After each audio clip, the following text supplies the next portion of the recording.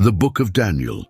For millennia, its pages have echoed with tales of unwavering faith in the face of pagan kings, lions that would not bite, and fiery furnaces that could not consume.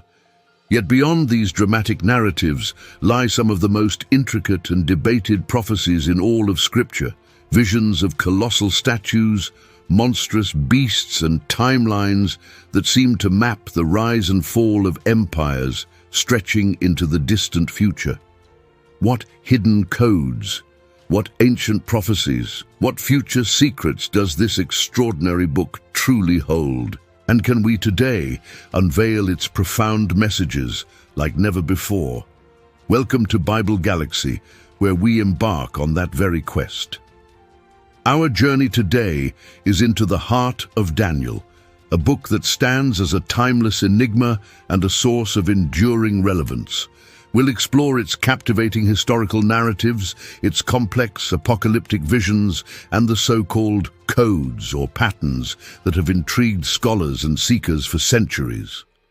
Here at Bible Galaxy, our approach will be investigative, delving into the historical context, the unique literary structure, and the core theological messages of Daniel, aiming to bring clarity and deep understanding. Why should you join us on this exploration? Because we believe that by moving beyond sensationalism and engaging with this text responsibly, we can unlock profound wisdom that speaks powerfully to our world today. If you're ready to uncover these ancient secrets and gain a fresh perspective on one of the Bible's most fascinating books, make sure you subscribe to Bible Galaxy and hit that notification bell so you do not miss out on this journey or our future deep dives. To begin our exploration, let's meet Daniel himself. Not just a name on a book, but a young Jewish nobleman, likely a teenager, whose life was turned upside down in the 6th century BCE. Torn from his homeland during the Babylonian exile, Daniel, whose Hebrew name means God is my judge, was thrust into the heart of the most powerful empire on earth. He and his companions faced immense pressure to assimilate, to abandon their heritage and their God. Yet amidst the splendor and spiritual darkness of Babylon and later Medo-Persia, Daniel remained a beacon of unwavering faith and extraordinary wisdom. The Book of Daniel itself is a unique literary tapestry. The first 6 chapters unfold as gripping court tales, chronicling Daniel's service under kings like Nebuchadnezzar and Darius, showcasing God's miraculous interventions.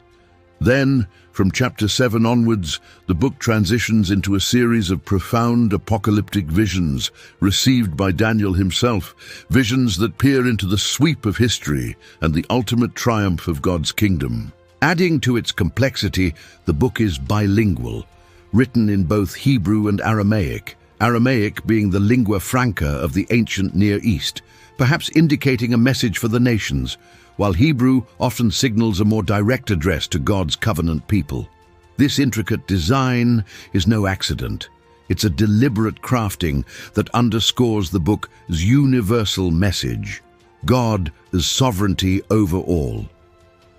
Now, when we speak of Daniel's hidden codes, we're not referring to speculative computer-generated Bible codes that have often led to misinterpretation. Instead, we'll be deciphering the true codes embedded within Daniel by its divine and human authors, the rich, symbolic language of its visions, the intentional literary structures like chiasmus that highlight central themes, the significant numerical patterns understood within their ancient context, and the deep, often multi-layered, prophetic insights that reveal God's master plan for history. In this episode, we will first explore key narratives from Daniel's life in the pagan courts, uncovering often overlooked cultural and political insights, the like-never-before angle on these familiar stories. Then, we will venture into his awe-inspiring prophecies, the succession of empires, the coming of the Messiah, and visions of the end times, always aiming to understand their original meaning and enduring relevance. our goal is to unveil the book of Daniel with clarity, depth, and a renewed appreciation for its powerful message of God's ultimate control and unwavering faithfulness. So, let's begin. The first 6 chapters of Daniel, often called the court tales, are more than just inspiring stories of heroism. They are carefully crafted narratives that vividly demonstrate God's character in action, his ability to protect and elevate his faithful servants even in the heart of hostile empires. These accounts lay a crucial foundation of trust in God's power and wisdom, preparing us for the even grander prophetic visions that follow. Our story begins with Daniel and his 3 friends, Hananiah, Mishael, and Azariah, young Judean nobles, now exiles selected for service in King Nebuchadnezzar's Babylonian court. They are to be educated in Chaldean ways and provided with rich food and wine from the king's own table. But Daniel, as chapter 1 verse 8 tells us, resolved that he would not defile himself with the king's food. He and his friends request a simple diet of vegetables and water. After a 10-day test, they appear healthier than those who ate the royal provisions and are found 10 times wiser than all the king's magicians. The immediate message is clear. Steadfast faithfulness, even in seemingly small matters, brings divine favor. But to understand this like never before, we must see that Daniel's refusal was far more than a dietary preference or even a simple adherence to kosher laws. In the ancient Near East, partaking of the king's food was a profound symbol of allegiance, dependence, and integration into the royal system. To refuse it could be seen as an act of insubordination, a rejection of the king's patronage and authority. Furthermore, this royal food was almost certainly dedicated to Babylonian deities, making participation a form of complicity in idolatry. The Babylonians had already tried to erase their identity by giving them pagan names. Daniel, God is my judge, became Belteshazzar. Refusing the food was a courageous assertion. Their ultimate loyalty, their very identity, belonged to Yahweh, the God of Israel. This subtle yet profound act of resistance, this quiet stand on principle, set the stage for all of God's miraculous interventions on their behalf. In Daniel chapter 2, King Nebuchadnezzar has a deeply troubling dream, so disturbing he cannot even recall its content. He demands his Chaldean wise men not only interpret it, but first tell him the dream itself, an impossible task. Facing execution for their failure, Daniel steps forward, promising to reveal both through divine revelation. God unveils the dream to Daniel, a colossal, awe-inspiring statue with a head of gold, chest and arms of silver, belly and thighs of bronze, legs of iron, and feet of mixed iron and clay. Then, a stone cut out by no human hand strikes the statue's feet, shattering it into dust, and this stone grows into a great mountain, filling the whole earth. Daniel's interpretation is a breathtaking panorama of world history.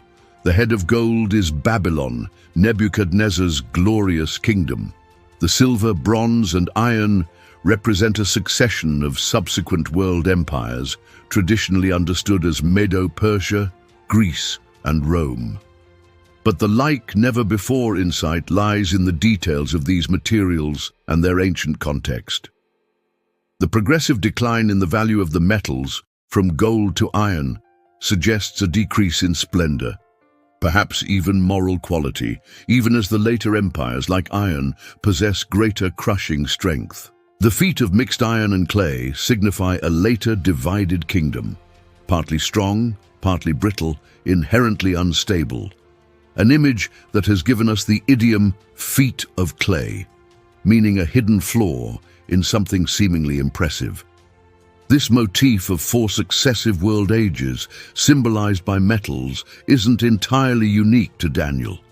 Parallels exist in ancient Greek texts like Hesiod's Works and Days, or Persian Zoroastrian writings. However, Daniel's vision is distinct in its clear monotheistic framework and its stunning culmination, The stone, not cut by human hands, representing God's eternal kingdom, established by divine intervention, which will ultimately demolish all human empires and endure forever. This foundational prophecy, revealed through a pagan king and a Jewish exile, powerfully declares God's universal sovereignty over the rise and fall of all nations. The drama intensifies in Daniel chapter 3. Nebuchadnezzar erects a massive golden image and commands all officials to worship it upon hearing musical cues, with the penalty for disobedience being immediate death in a blazing fiery furnace. Daniel's three friends, Shadrach, Meshach, and Abednego, courageously refuse, declaring their unwavering loyalty to God. "If we are thrown into the blazing furnace," they tell the king, "the God we serve is able to save us. But even if he does not, we want you to know, your majesty, that we will not serve your gods or worship the image of gold you have set up." Enraged, the king orders the furnace heated 7 times hotter. The men are thrown in, yet miraculously they are preserved, seen walking unbound in the fire alongside a fourth figure described by Nebuchadnezzar as like a son of the gods. They emerge completely unharmed. The like-never-before angle here involves understanding the nature of Babylonian law and the king's authority. Death by burning was a known, brutal form of capital punishment in Babylonia. The king's decree was absolute, and defiance meant swift, severe consequences. The command to worship the statue wasn't just a test of religious preference, but of political allegiance. State-enforced idolatry was common in autocratic regimes to solidify power. The refusal by these 3 Hebrews was a direct challenge not just to a religious edict, but to the king's supreme authority and the deification of human power. Their deliverance, therefore, wasn't just a personal miracle. It was a public spectacle, compelling the most powerful monarch of the time to acknowledge the superior power of their god. The son of the gods figure seen in the furnace is pivotal, often interpreted as an angel or even a Christophany, a pre-incarnate appearance of Christ, signifying God's immanent presence with his people in their deepest trials. The theme of God's sovereignty over prideful rulers reaches its zenith in chapters 4 and 5, forming the chiastic center of Daniel's Aramaic section. Chapter 4 is remarkable, a personal testimony, a proclamation from King Nebuchadnezzar himself. He recounts his dream of a colossal tree, providing for all, which is then ordered cut down by a heavenly watcher, its stump left bound. Daniel interprets this: the tree is Nebuchadnezzar, who due to immense pride will be driven from human society, live like an animal for 7 periods of time, until he acknowledges that the Most High rules the kingdom of men. A year later, boasting of his achievements, the judgment falls. After his prophesied humiliation, Nebuchadnezzar's reason is restored, and he praises and honors God. The like-never-before insight here is not just the king's dramatic malady, but the profound psychological and spiritual deconstruction he undergoes, stripped of all power and reason, leading to a genuine conversion and a unique pagan king's public testimony to the God of Israel. Chapter 5 provides a stark contrast with Nebuchadnezzar's eventual humility. His successor, Belshazzar, hosts a lavish, sacrilegious feast, defiantly using the sacred vessels taken from Jerusalem's temple to praise pagan idols.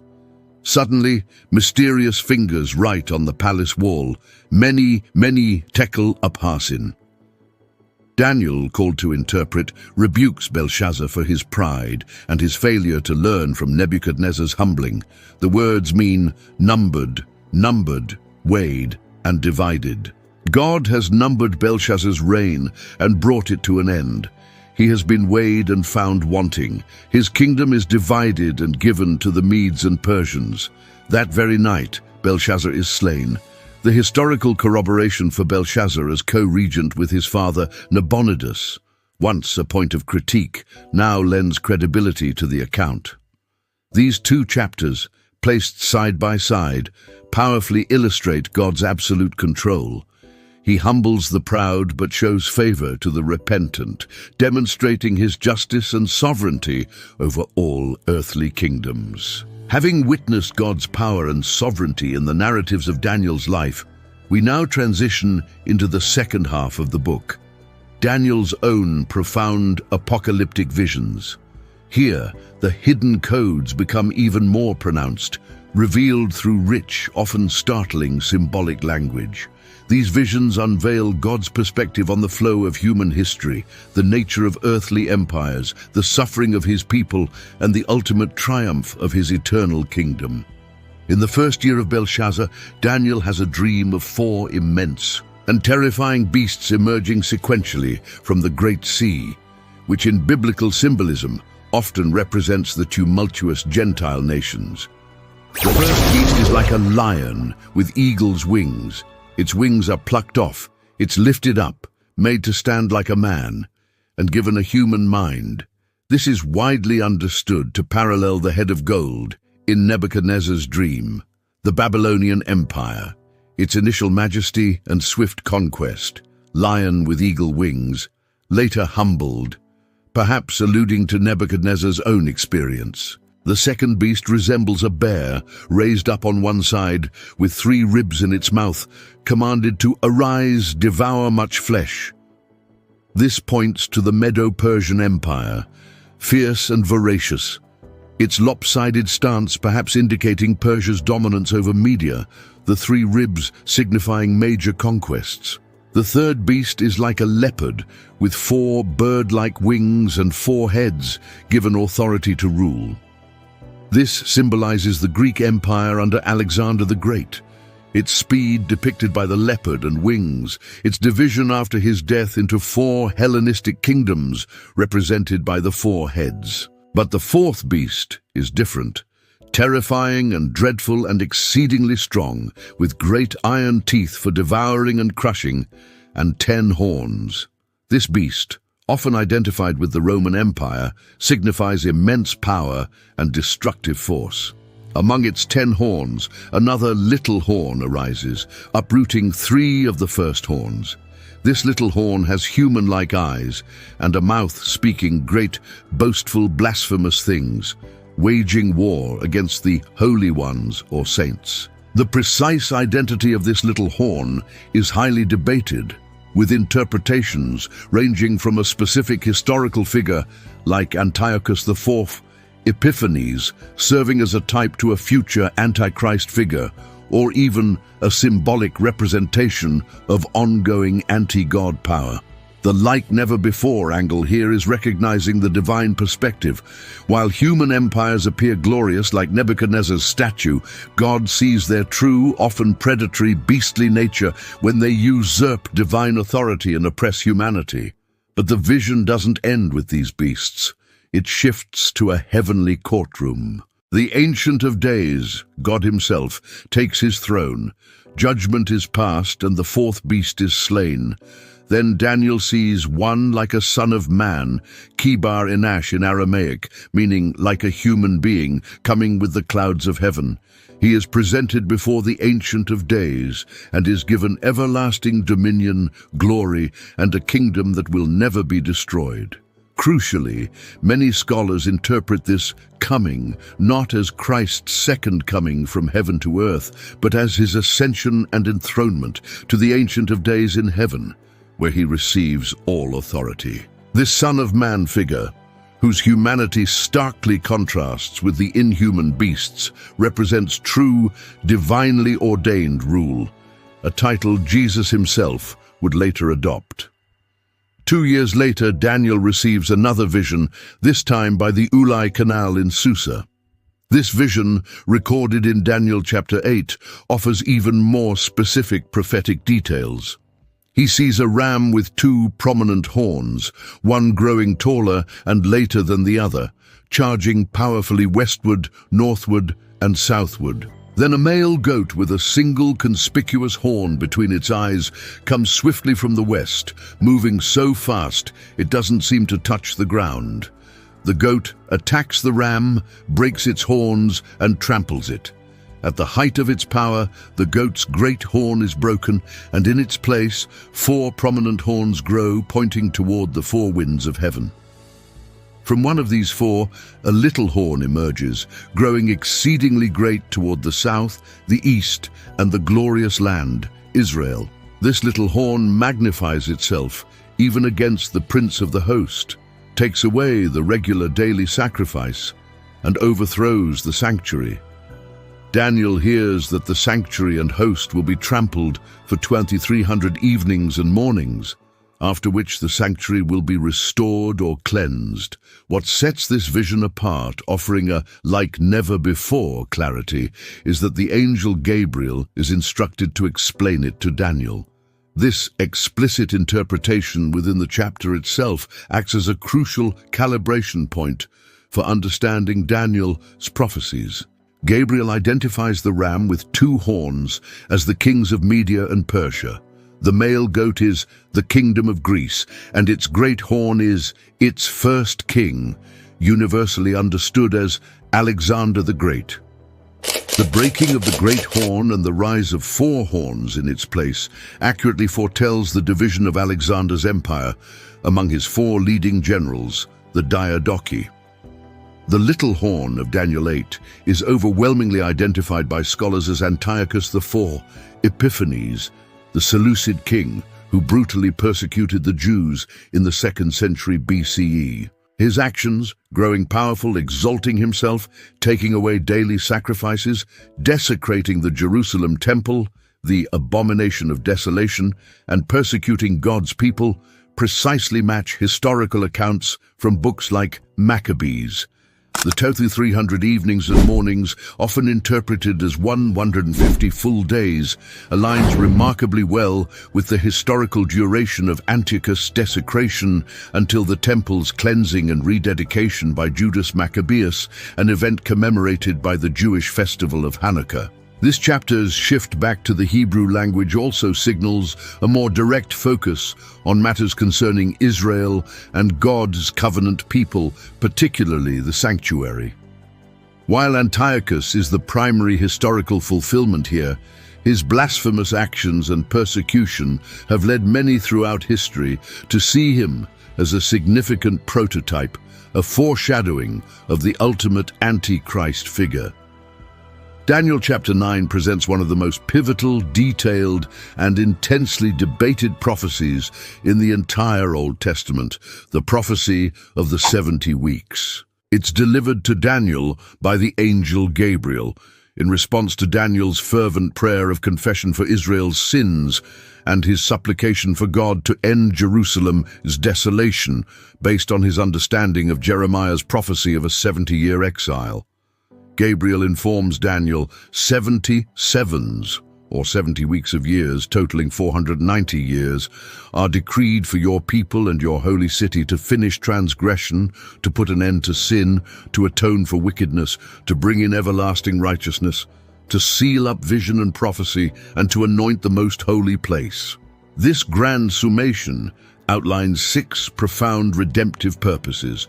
The prophecy then divides these 490 years into 3 distinct periods. First, 7 sevens, 49 years, from the time the word goes out to restore and rebuild Jerusalem until the Anointed One, the ruler, comes.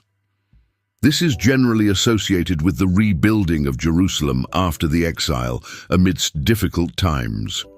Second, 62 sevens, 434 years follow, after which the Anointed One will be put to death, literally cut off, and will have nothing. This combined period of 69 weeks, or 483 years, is understood by many, particularly in Christian tradition, to point directly from a Persian decree, often Artaxerxes' decree to Nehemiah in 445 or 444 BCE, to the time of Jesus Christ's public ministry and his crucifixion. The like never before understanding here involves appreciating the remarkable precision, even amidst interpretive debates. The cutting off of the Messiah aligns with Christ's death. Following this, the people of the ruler who will come will destroy the city and the sanctuary, a clear reference to the destruction of Jerusalem and its temple by the Roman armies under Titus in AD 70. The final 7 years, the 70th week, is the most contentiously debated. He will confirm a covenant with many for 7.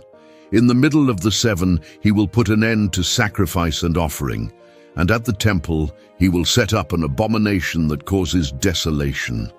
Who, Titus in AD 70, is he? Some interpreters, preterist or historicist, see Christ confirming the new covenant, his sacrifice ending the temple sacrificial system. Others, particularly futurist interpreters, see he as the future Antichrist, making a 7-year covenant or treaty, likely with Israel, then breaking it midway and setting up the abomination of desolation. This view often posits a chronological gap between the 69th and 70th weeks, with the church age occurring in this interval. Regardless of the specifics of the 70th week, the prophecy's first 69 weeks are seen by many as an astonishingly accurate prediction of the Messiah's first advent and atoning death. This prophecy is foundational for messianic understanding and highlights God's meticulous timetable for redemption. The final major prophetic section of Daniel, chapters 10 through 12, unfolds as one continuous extensive revelation given to him in the 3rd year of Cyrus, king of Persia. It begins with Daniel in mourning and fasting for 3 weeks.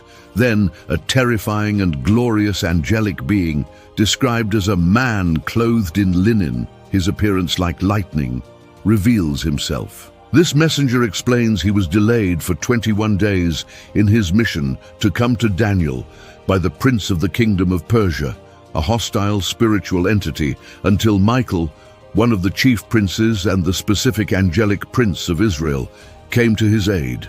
This is a crucial, like never before glimpse, pulling back the curtain on the unseen spiritual warfare that rages behind earthly political and military conflicts. It suggests that human history is not merely a sequence of human decisions, but is profoundly influenced by cosmic battles between powerful spiritual entities, angelic princes representing God's forces, and demonic princes contending for influence over nations. This understanding adds immense depth to Daniel's subsequent prophecies of imperial conflicts. Chapter 11 then launches into an astonishingly detailed prophecy outlining the intricate political and military struggles between successive rulers, primarily the king of the south, the Ptolemaic dynasty ruling Egypt, and the king of the north, the Seleucid dynasty ruling Syria. Both dynasties emerged from the division of Alexander the Great's empire. The prophecy meticulously describes their alliances, betrayals, marriages, and battles, often with such precision, especially concerning Antiochus IV Epiphanes' persecution of the Jews and desecration of the temple, that many critical scholars have argued it must have been written after these events. However, from a theological perspective that accepts predictive prophecy, this accuracy serves as powerful evidence of divine inspiration. The latter part of Daniel 11 transitions to describe a final, willful king of the north, an eschatological figure often interpreted as the Antichrist, who exalts himself above all gods, but ultimately comes to his end.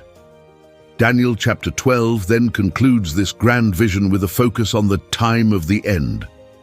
It speaks of a time of trouble, such as never has been since there was a nation till that time, a period of unprecedented distress often equated with the Great Tribulation. Yet deliverance is promised for those whose names are written in the book, and significantly, it gives one of the Old Testament's clearest affirmations of a future bodily resurrection of both the righteous and the wicked. And many of those who sleep in the dust of the earth shall awake, some to everlasting life and some to shame and everlasting contempt. Or the wise who lead many to righteousness will shine like stars forever. Daniel is given further enigmatic time periods, a time, times, and half a time, Bruce 2 90 days, and 1 335 days, related to these final tribulations, and is told to seal the book until the time of the end, when many will run to and fro, and knowledge shall increase. This increased knowledge can be seen as both general human advancement and a deeper spiritual understanding of prophetic truths as their fulfillment draws nearer. So, beyond the intricate prophecies and codes, what are the enduring messages of the book of Daniel?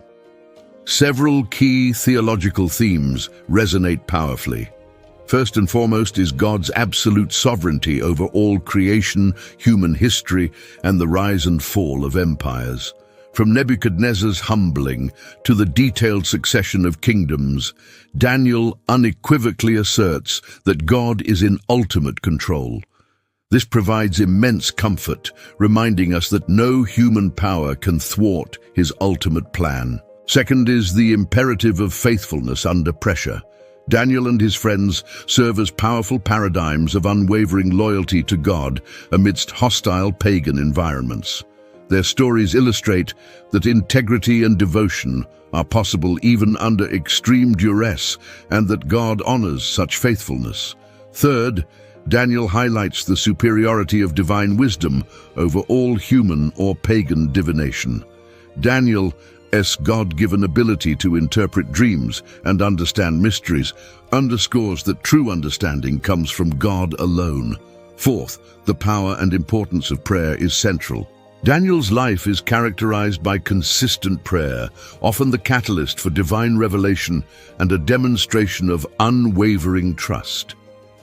And finally, apocalyptic hope and God's eternal kingdom. Despite present sufferings and prophecies of future tribulations, Daniel offers a profound message of hope, pointing to a future where God's eternal kingdom, ruled by one like a Son of Man, will ultimately triumph over all earthly powers, bringing justice and everlasting righteousness. This eschatological hope includes significant messianic anticipation, with the Anointed One of chapter 9 and the Son of Man of chapter 7 clearly pointing towards Jesus Christ. To truly understand Daniel like never before, we must appreciate the intricate interplay between its historical narratives in chapters 1-6 and its apocalyptic visions in chapters 7-12. The narratives are not mere anecdotes, they lay a crucial foundation. They vividly demonstrate God's character in action, his wisdom, his power to deliver, his sovereignty over contemporary Gentile rulers, and his judgment upon pride. This lived experience of God's active presence builds credibility and fosters trust, making the grand prophecies of his control over future history and his ultimate eschatological triumph far more believable and hope-inspiring. The God of personal deliverance for Daniel and his friends is the very same Lord of universal history who orchestrates the rise and fall of empires. For us today, Daniel's message of resilience, principled engagement with a challenging world, and God's ultimate control remains profoundly relevant. Daniel and his companions didn't withdraw from pagan society. They served within it with excellence and distinction, yet drew clear ethical and religious lines when loyalty to God was challenged. Their lives model a courageous, faithful presence within diverse cultures, all while trusting implicitly in God's overarching sovereignty and his ultimate power to deliver and vindicate. This message of hope in the face of uncertainty and faithfulness amidst pressure is timeless. Interpreting the profound and often complex prophecies of Daniel requires a careful and responsible approach. Firstly, we must always acknowledge the apocalyptic genre with its highly symbolic language. Beasts, horns, and monstrous figures are not always meant for woodenly literal, one-to-one correspondence with specific events, but convey deeper theological truths. Secondly, understanding the original historical context in which Daniel was written and to whom it was first addressed is crucial for discerning its primary meaning. And thirdly, the primary goal of interpretation should be to understand what the human author, under divine inspiration, intended to communicate, focusing on the major theological themes: God's sovereignty, His justice, His faithfulness, the certainty of His coming kingdom, and the call to endurance and hope. Rather than getting lost in speculative minutiae or dogmatic date-setting, biblical prophecy, including the visions in Daniel, was given not merely to satisfy curiosity about the future, but to transform lives in light of God's ultimate purposes. So, Daniel's hidden codes, as we've explored, are not about secret numerical ciphers in the popular sense, but are found in its sophisticated literary structures, its rich symbolic language, and its divinely revealed prophetic insights. From the steadfast faith of young exiles in Babylon's courts to the grand sweep of empires rising and falling under God's sovereign gaze, the Book of Daniel offers an unwavering testimony. It assures us that despite the chaos and seeming dominance of earthly powers, God is meticulously working out His plan for history, a plan that culminates in the ultimate triumph of the Son of Man and the establishment of His eternal kingdom.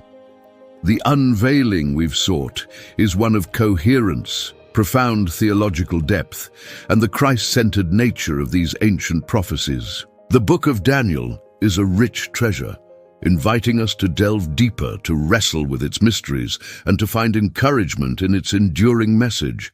We encourage you to read Daniel with fresh eyes, applying some of the interpretive principles we've discussed. What aspect of Daniel's life or prophecies speaks most powerfully to you in your current context? Share your thoughts respectfully in the comments below. We'd love to continue the conversation.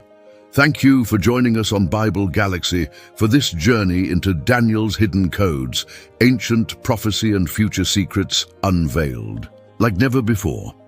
If this exploration has sparked your interest and deepened your understanding, please consider liking this video and be sure to subscribe and hit the notification bell so you do not miss our next journey into the fascinating world of the Bible.